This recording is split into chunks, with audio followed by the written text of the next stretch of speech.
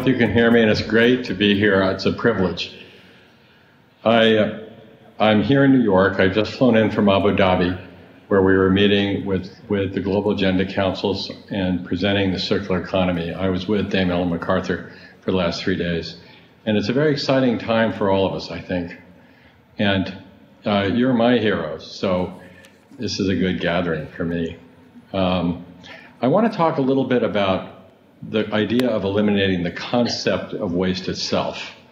And perhaps the mission, it lets us go beyond the idea of nothing toward the idea of 100% fabulous. So I'm calling the talk Cradle to Cradle, Design for Beneficial Circular Economy. And it's very exciting to see that the definition of circular economy often now uses the language of design and intention coming from Cradle to Cradle, the idea of biological and technical nutrients, which we had the privilege of sort of coining as we put that concept forward, with the idea of technical materials that are something humans have created in the last 5,000 years. But it really does beg a question of immense humility, because for those designers, we must remember it did take us 5,000 years to put wheels on our luggage. And we went to the moon before we put wheels on our luggage. So this is a design assignment of tremendous proportion, but also immense humility.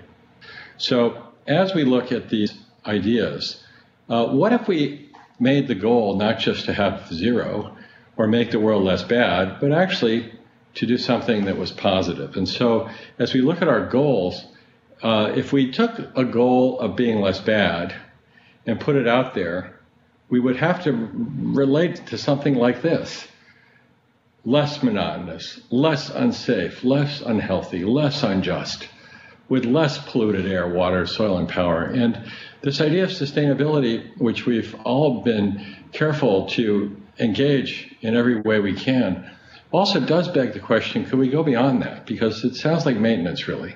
And for some things, we wish we wouldn't sustain them. And let's talk about what are the things we would rather have be sustaining of growth and goodness. So what if the goal is to get better because we're here? That might be pretty exciting. So let me just touch that and think about a goal that has that positive statement. So here it would be. Let's try this for today. A delightfully diverse, safe, healthy, and just world with clean air, soil, water, and power, economically, equitably, ecologically, and elegantly enjoyed.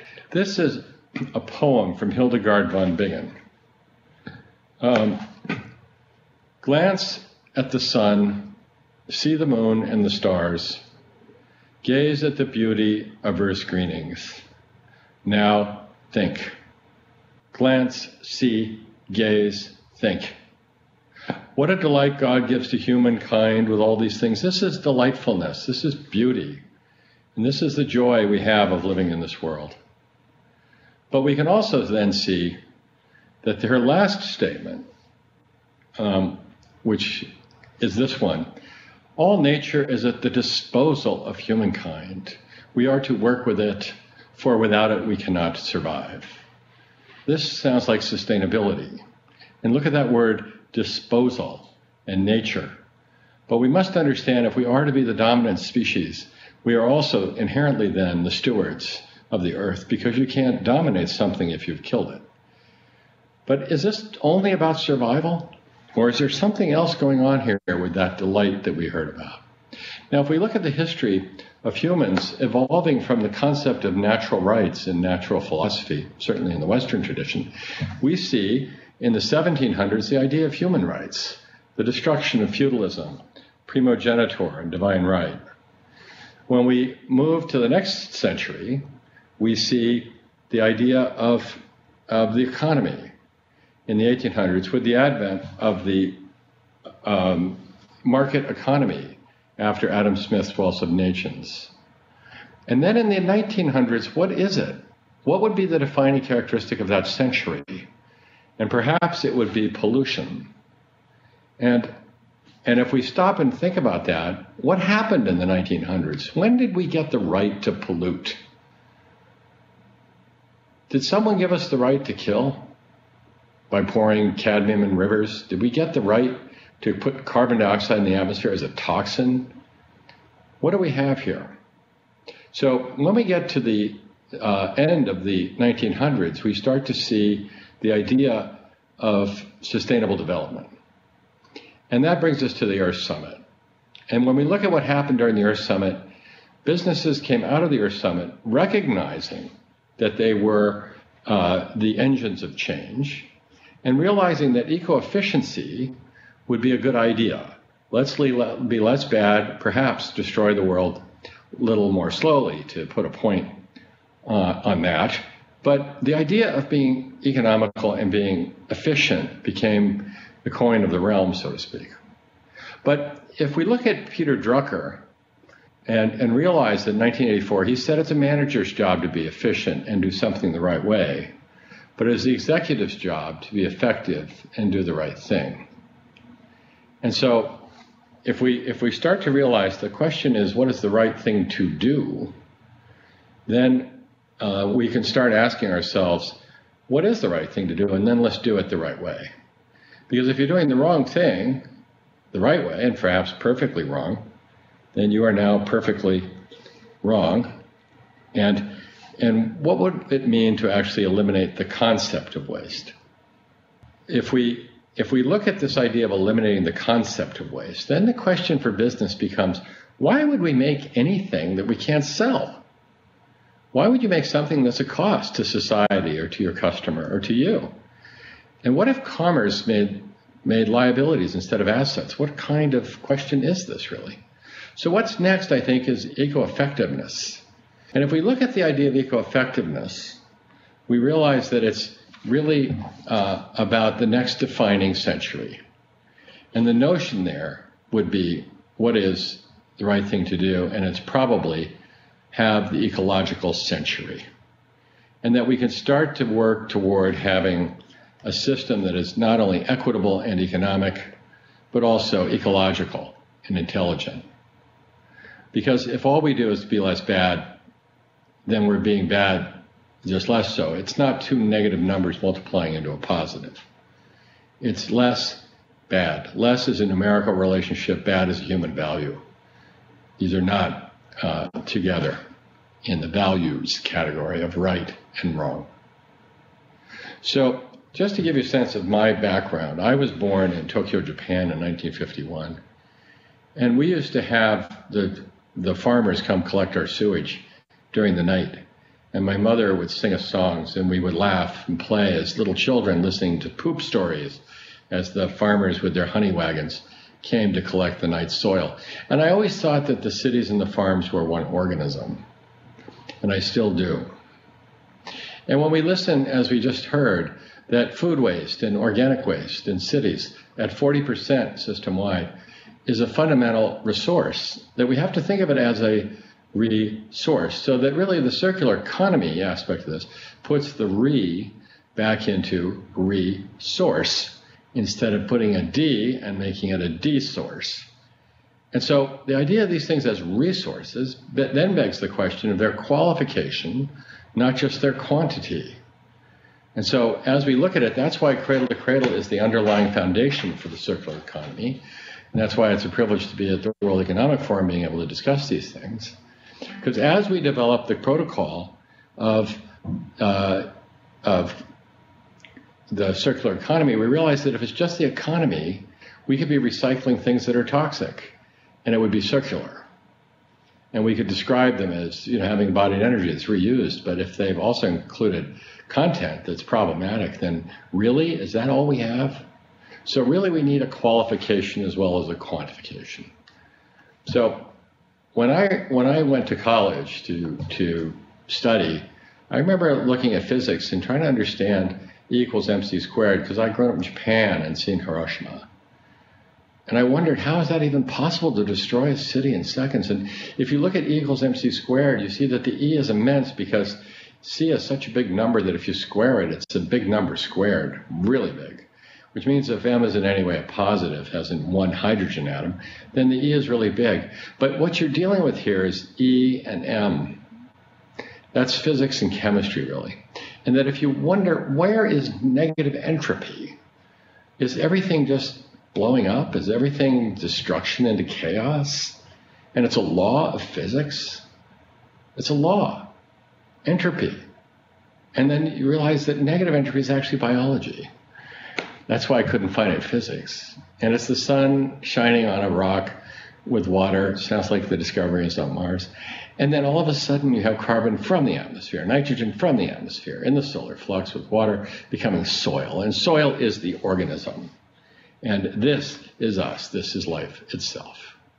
And we can celebrate what it means to be alive, as Francis Crick did when he described what he called the nature of vitalism itself. And he said it is something that has growth, it has income, because you can't have growth without income, and it's an open metabolism of chemicals operating for the benefit of the organisms and their reproduction. So let us talk about that today. And if we move on that, then we realize that with Cradle to Cradle, what we've done is say there's biological nutrition, that's just described, but there's also this technical nutrition, and it could follow the same laws, that waste equals food, and we eliminate the concept of waste. So it's not just zero waste, which is obviously immensely admirable because you're removing this system that isn't valuable in a sense and isn't necessarily even restorative. But the idea of zero is still nothing. And the question might be, what if it was something, and it was something over and over again as a defining concept? And so design is the first signal of human intention. And if we look at our intention, we can ask ourselves, what if we intended for material health, we intended for clean materials, we intend for reverse logistics and systems that reutilize materials, and we intend for clean energy, and we intend for clean water, and we intend for social fairness? Well, what would that do? That would bring us to a new place where we could start to integrate the idea of economics, which is clearly valuable for those for-profit companies as well as others and for everyone else. But the idea of economics, and we should make money with business in order to do good things. And they are, for-profit non-government organizations. So when you think about it, we can have missions too. And the idea that companies could be making things that follow the laws of nature, so they're eco-effective, so they restore biodiversity while doing business rather than simply destroy it less quickly, or they honor respect and dignity among people, as well as pay living wages and respect that everyone has a right to fair treatment in commerce and in society. So this is an important notion, and that's really the notion that sustainable development is promulgated with people. But if we only look at, say, corporate social responsibility and eco-efficiency and making money, then we only are looking at the idea of a circular economy per se. And we take advantage of emptiness. We fill the rooms for Airbnb. We fill the cars for Uber. We take the voids and make them valuable. What an interesting thing. And that's really only enabled by modern technology. So we can now do asset tracking of empty space. We can do asset tracking of vehicles that are parked. We can do all kinds of things. And the Internet of Things, of course. But to what end, or perhaps better, to what endlessness do we do this? Because if all we're doing is taking the current systems and making them more efficient, perhaps we could do better. So being less bad is not being good. And the question is, what would it mean to be more good? So if we look at the idea of being less bad and being more good, and we start to realize that if all we do is say we're going to try to have a chart that just says up and to the right, I'm going to do it this way, right, is being more good, then what if we put the things we don't want below the line of zero and then take them towards zero? There's your zero waste. Zero things that are toxic. if we can put what we don't want below the line in the bad quality character, and then on top we articulate our value and where we want to go with it, then we can do both simultaneously. We reduce the things we don't want while we increase the things we do want. And by design, we go through this transformation. Here we go. So that slide shows conventional corporate social responsibility reporting. And this says if I reduce my carbon in the atmosphere by 20% by 2020, that's my goal. And my goal is nothing. But if you think about that, it's like jumping in a taxi cab and telling the driver, quick, I'm not going to the airport.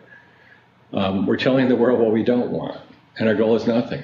And you'll see if we put that where we don't want it, like that, then it's very businesslike to get rid of it, because you're going up and to the right. But we can also articulate our positive goals above that.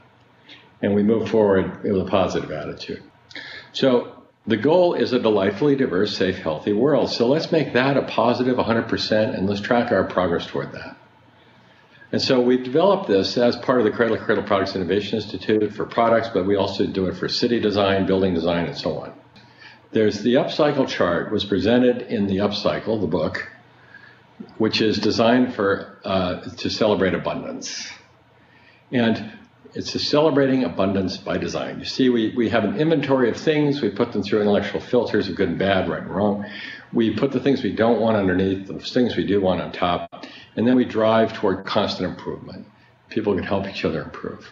So clearly, the linear economy is take, make, waste.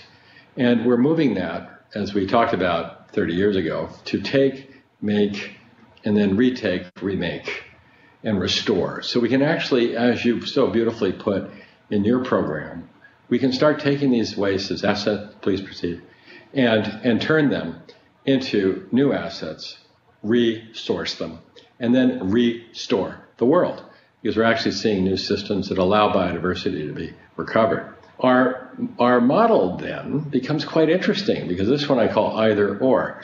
If we can either mine gold at $210 a ton of value creation, or we can mine old cell phones and produce about $27,000 per ton of various rare earths and gold and palladium and so on.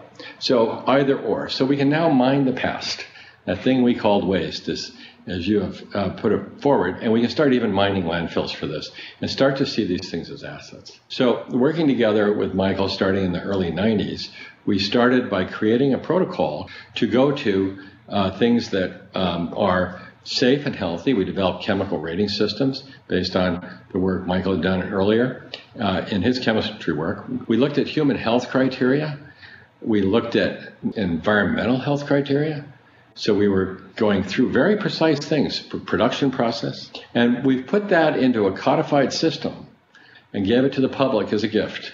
It's Cradle to Cradle certification. So this is now in the public domain.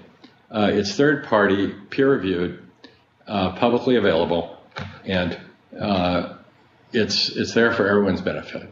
And the nice thing is we've trained assessors, and we want to train many around the world who can articulate these and know these protocols. And we can look at projects and products down to the parts per million, even the parts per billion for ecological and human health.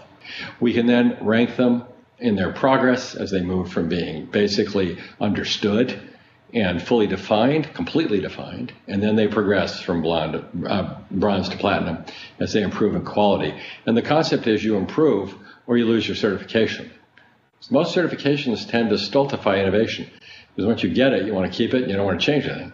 With Cradle to Cradle, it encouraged constant improvement, or you lose it. The first product that we did was textiles, and then looking at the textile industry, obviously problematic because of various qualities of take, make, waste. And we looked at those and said, let's go to systems that instead of linear, where we're producing hazardous waste as a result of polluted water, let's change the chemistries. And in this case, it's biological nutrient fabric that once put in a closed cycle made water coming out irrelevant, because the water was as clean as the incoming water, Swiss drinking water. And also the trimmings became mulch for the local garden club instead of hazardous waste being shipped to Spain. The idea that our water would be clean and that we can grow safe food from the residues of this production was quite a critical one, and I think it was inspiring to us in our work. We worked on the carpet industry because we realized that carpet was 1.4 billion pounds of waste in the United States every year. And rather, some of the companies still make PVC and circulate it and call it circular economy, but it's, for us, highly problematic because of the potentials for cancer, birth defects, endocrine disruption, and so on. But working with Shaw and Berkshire Hathaway, we're now number one in the market, and it's a carpet designed to be endlessly reused. You're storing your raw materials on the customer's floor. That's a new logistical model and sets up a business relationship that's long and enduring. So when we look at that carpet waste, we realize it really is a resource rather than a liability. So when we look at that as a system, it's a technical nutrient cycling system. And it turns this into something that we can endlessly reuse by recycling through chemical recycling or thermal recycling and so on. This has now been applied to so many things. We've certified chairs with steel case, next Herman Miller, the two biggest furniture companies in the world, very high quality. And these materials are designed to be taken apart and reused anywhere in the world. Really, it's an intelligent material pool.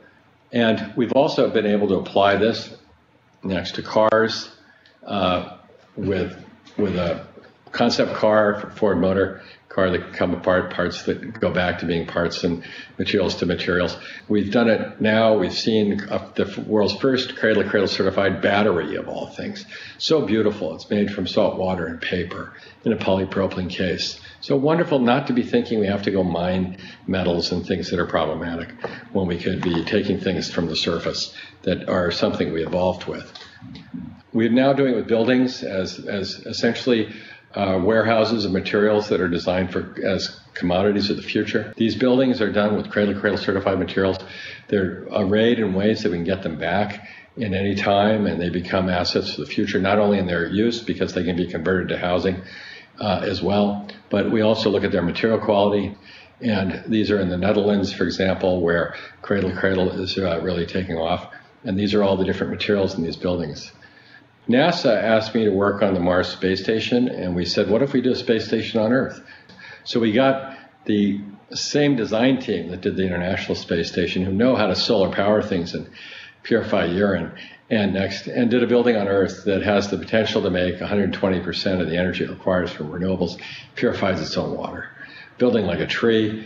It's done with the same budgets as a normal federal office building. So we're looking at the United States now and studying how much of the material is going in technical cycles, how much in biological cycles. And so I'll just have some fun now, a little walk through the woods of packaging. We're now getting into package design with clients such as Walmart, and we're looking at content and package and realizing it's all one thing. Certainly in the trash system, it's one thing. So when I grew up, packaging looked like this, egg packaging in Japan. Candy came in rice paper and it dissolved. Oranges came in peels. Watermelon came with its own plate. And in the gifts in Japan, the beautiful ones were delivered in silk and wrapped, and you could rewrap other gifts. And the package itself was a gift. When we look at packaging now, we look at the garbage systems, and as we heard about New York, I got this slide from Ron Gonen, who was the deputy commissioner for sanitation there. And we look at this packaging today. These are the 25 award winners in flexible packaging, and not one is recyclable. These are called contaminants in the waste industry. And as we look at them getting smaller and smaller, we realize that they're not necessarily optimized. When we stop and look at what's going on in plastics in the ocean, the chart at the top, this is finally the new data has come out, is China. And so what we're realizing is these are really problematic. We've been watching that forever. And as we develop systems to look at things like even marking things for recycling, in this case a marker that tells you not to recycle, or we'll see things that that say recyclable only where facilities exist. Go click on a map and find out if your county has it, and it's very hard to find a place where this could be recycled, but at least it's apparently safe for rainforest frogs in Costa Rica. So when we look at the Federal Trade Commission in the United States saying, oh, you must say, only where facilities exist, that we get into parsing our language without parsing the quality of the designs themselves. And so for fun, I decided to take a package and play with it. Here's a package that tells us that it's not this, it's not that, it's not this, it's not that, but what is it? We know what things are when we talk about the ingredients, but what about the package itself? So the ingredients are characterized by labels and their nutritional value, but this package nowhere says it can be recycled because it can't. And then, so I decided to go ahead and make a mock-up of a package, and we'd have the same kind of language, you know. It's not this, it's not that, it's not recyclable, it's not this, it's not compostable. In fact, and if you want to be free of something, you know, gluten's easy. How about plutonium free? If we're going to be telling you what we're not, let's just be serious about it. We're no plutonium. That was easy. So we start to realize how silly we've gotten in terms of design, and that we really could even start to think about these materials as nutrients and start to list what is actually in the package itself as something's being offered. So just for fun, let's wrap up with some thought pieces. Here's Postal Service packaging. It's Cradle certified. Materials that are safe for the paper recycling streams. These are cereal boxes with plastic bags. These are called contaminants in the waste streams. They don't know how to sort it for paper or plastic. We can just start to develop all these to be characterized either way. Even orange juice, you know, it occurs to us. Look at that drawing on the left, the old package. What if they went back to that? And there's no reason you couldn't make packaging out of orange peels for oranges. You could cornflake boxes out of corn stalks and Stover. Example. Even looking at an organic apple, you're going to see an organic apple in a store marked organic, and it's got a polyethylene label on it that you can't compost. I don't know about you, but this frustrates me immensely.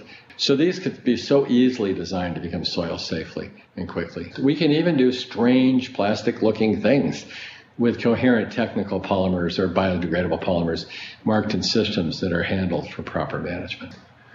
So the number of labels that we see is grown in environment. It's probably in the thousands, above 1,000 now. And so the idea of Cradle to Cradle is to carefully see all these different characteristics and then bring them together into a coherent system designed for the circular economy with a qualification using all these different sort of mono sensitive standards into something that be aggregated into a goodness. So finishing up, so what's next into what's now is the design assignment. Design what's next into what now. And commerce is the engine of change. And the question of commerce itself can change.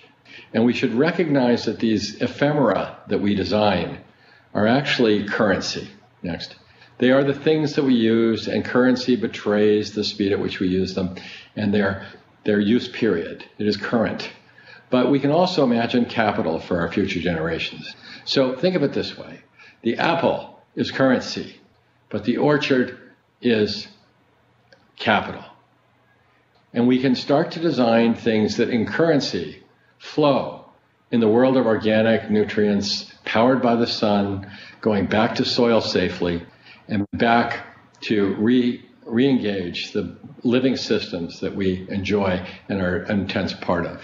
And we can do the same with technical materials through their metabolism. And we offer future generations capital and real estate that there's a legacy of our behaviors as we leave the world better than we found it. And the language we use is changed. The language becomes not the language of reduce, minimize, avoid. Life cycle, end of life, the end of life of a television. Really, it's not a living thing. It's really end of use. And if we could design it for next use, for disassembly, for cascading, for people who need things, and so on, then we start to come up with more good language where we talk about use periods and next use. We talk about redesign, regenerate, instead of simply reduce, avoid, minimize. So I'm going to finish with a project I'm doing now. If we look at plastics and garbage, it's an undefined system. And it ends up with these untoward effects. Here, a picture of a river in Indonesia. And if we see this kind of thing, what I'm looking at right now is changing the question from to think, what can we do? And what we can do is start seeing design as the quality, as you've seen so elegantly in these programs you have, about going back to the cradle of source and original resource, and then designing into circular economies, not just with qualification, but quantification. Next. You can now get Cradle certified. The program is in the public domain. It's ready to go, ready to serve. Ellen MacArthur and the circular economy program she has adopted our biological technical characterization. This is from their publications honoring the work that we've done. And with the World Economic Forum, the largest companies in the world have now made a meta-council of circular economy. I chair it. Dame Ellen is the vice chair. And it's really starting to become front and center as interest after all these years. So I'm going to finish with a project I'm doing for the children. And the question has changed business from the question of how much can I get for how little I give, the question of greed and meanness and limits and constraint, to the question of generosity and abundance. How much can we give for all that we get? What does it mean to share? And inspired by an eye doctor in India, Dr. Venkataswamy, who by giving eyesight to millions of people for free was able to collapse the price for those who could afford anything. And when he died, his hospitals had given eyesight to 3 million people for free. And by giving it away, we give it to everyone in a better condition. And let's imagine that every time we touch something, it gets better. And that people everywhere can celebrate what we do because we share it with grace and dignity. And as we look at these polymers and these plastics and we start to think of how we can give people, probably 2 billion, dignified homes, how we can help the refugees, we're going to need materials that are free or cheaper than free, because in the first industrial revolution, nature never sent a bill. And we're going to need to do things like mine the things that you're trying to make to go to zero, and we're trying to eliminate as a concept. So let's see these as assets instead of liabilities. So we're working with the plastics industries to develop new protocols for the reuse of these materials and looking at how to use them for design so that we can start to create things that even children could assemble for play areas. Safe and healthy materials that allow us to move towards solar power, batteries, shelters, structures that are something dignified, elegant, and available for everyone. And I'm putting the concept forth in January at the World Economic Forum in a version that will be a technical nutrient pavilion where we're going to explore these ideas in front of the largest companies in the world. We call it the Iced House. So, to finish, we're going from value only to values themselves. And we start with our values.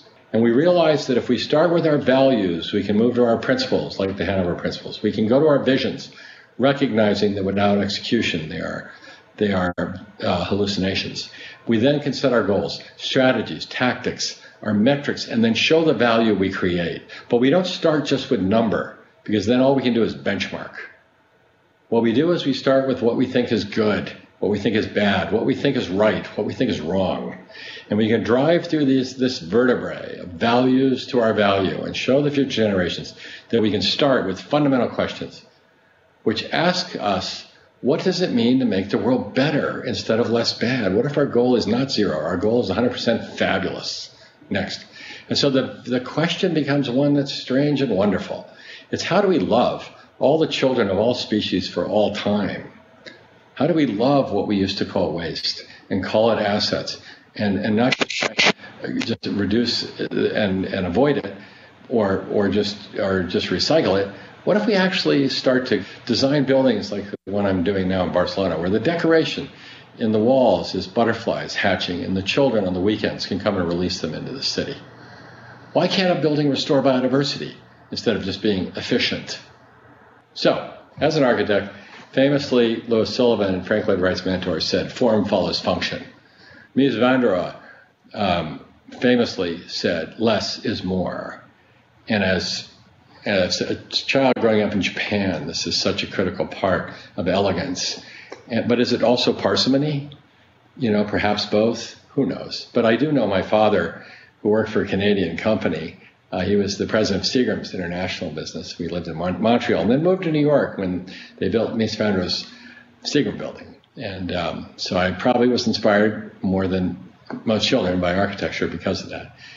But if less is more is all we've got to offer the kids, then I think I'd like to add a new aphorism to the moment. Less may be more, but endless is most. So let's just not head for zero. Let's head for endlessness. Let's walk our way out through the Hildegard von Bingen poem. And remember, this is about things at our disposal, but we are to work with them, for without them we cannot survive. And if we handle them right, we can delight in them again, once again, by putting carbon into solid form in soil, reducing its atmospheric component. We can put our materials into reuse. We can glance once again at the sun as the source of energy, see the moon and the stars to delight in our place in the universe. We can gaze at the beauty of Earth's greenings as we restore them and regenerate them and live within them and offer future generations an opportunity to have them as beautifully as we have. And now we think. And this is why you're here, this is why I'm here, and thanks for having me.